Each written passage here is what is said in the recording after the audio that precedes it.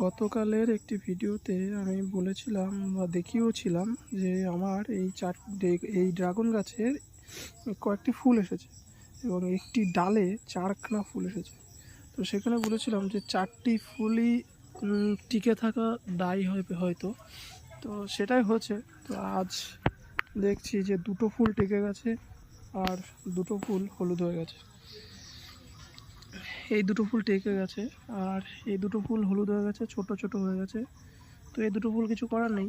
আর এটা বাস্তব জিনিস যে একটা ডালে যদি এতগুলো ফুল হয় তাহলে অবশ্যই 2টো থেকে 3টে ঝরে যাবে এবং একটি মাত্র কি 2টি মাত্র ফুল টিকে থাকবে। তো সেটাই হয়েছে এই ডালটাতে।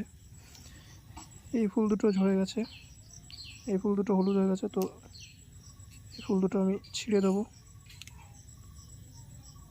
এই ফুল দুটো ছিঁড়ে দিলাম আর এই ফুল দুটো রয়ে গেছে। আর ওপাশে আরেকটা আছে, বর্তমানে দেখাচ্ছি না।